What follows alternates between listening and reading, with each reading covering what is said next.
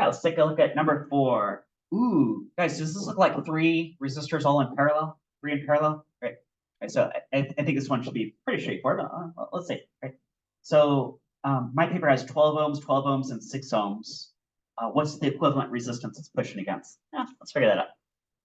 So, circuit.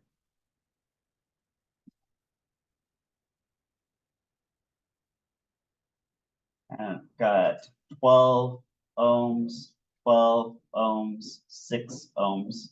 Okay, like that. Okay. Okay. Now I could use that process where I start with the one furthest from the voltage source. Oh, what was my battery? I got 24 volts battery, 24 volts battery. Okay. And find equivalent resistances working back. Okay. Now the fact that it's 3 in parallel, I could just treat it like 3 guys painting a fence and jump straight to the answer that way. I'm going to do that. It's a little bit faster way. Right? You could do it either way. You'll get the same numbers on the table. So, ooh, hey, let's do the fraction method. I haven't done that in a while, and that works maybe really well for like 3 or more resistors in parallel.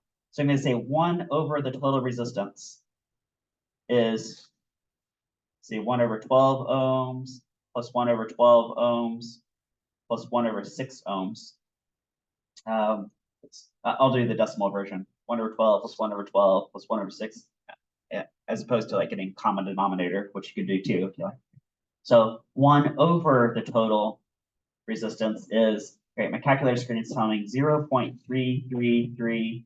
That's 1 over ohms. Okay, so that's like 1/3, right? I guess it's 1/3. Right. Now that's not the answer yet. That's 1 over. Right. So I still have to take the reciprocal, right? The reciprocal. So I'm going to say the resistance total is, and I just need the reciprocal of 1/3, which is going to be 3. Okay.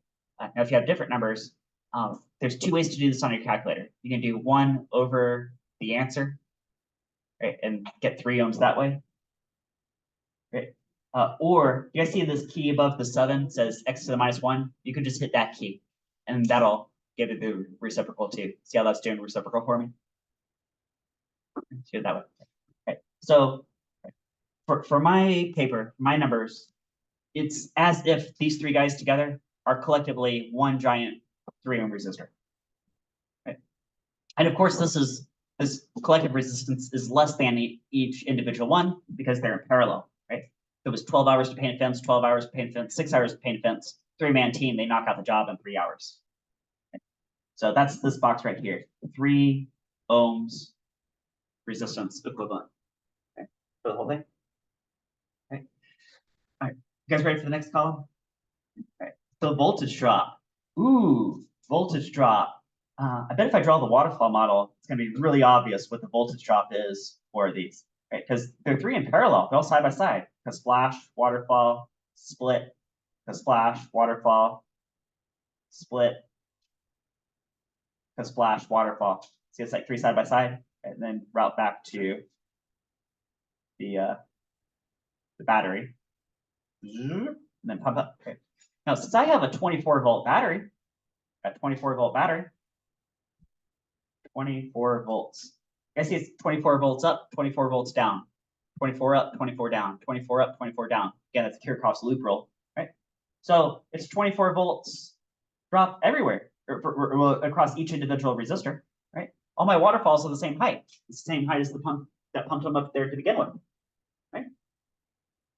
That's always true for resistors in parallel, right? Now they are different resistances, so they'll have different currents flowing through them. That'll be different. Maybe you have like a skinny waterfall and a fat waterfall, right? But they're all the same height. They're all the same voltages.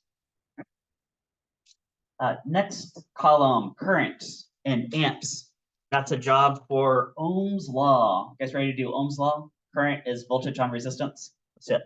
So 24 volts on 12 ohms, that's 2 amps. 24 volts on 12 ohms is 2 amps again. 24 volts on 6 ohms is 4 amps. Hey, did you guys notice with half the resistance, it gets double the current? Hey, that looks like if you're driving around town, right, and the road splits 3 ways. You say, okay, well, I can drive around, and I got 3 roads I can travel along. And this one has 12 stoplights, and this one has 12 stoplights. This one only has 6 stoplights. Ooh, I bet a bunch of the traffic is going to go on 6 stoplights. That's going to happen until, well, it starts to get jammed up, and then some of the traffic is going to trickle the other way. Okay? That's exactly what we just did. replace cars per minute with amps of electricity. Same thing.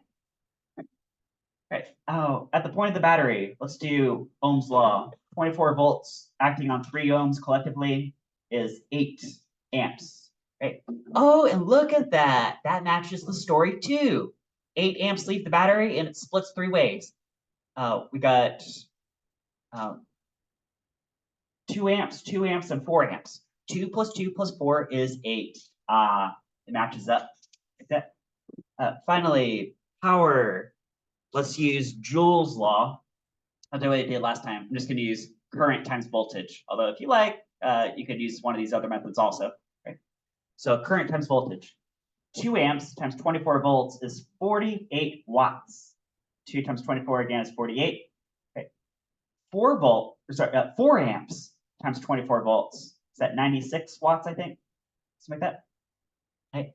And then last cell. Let's try this 2 different ways. Let's do Joule's law with the point of the battery. So 8 amps times 24 volts is 192 watts. Right? But I want to check my numbers, make sure this does work. Okay? Does electricity supply match electricity demand? Well, what is the electricity demand?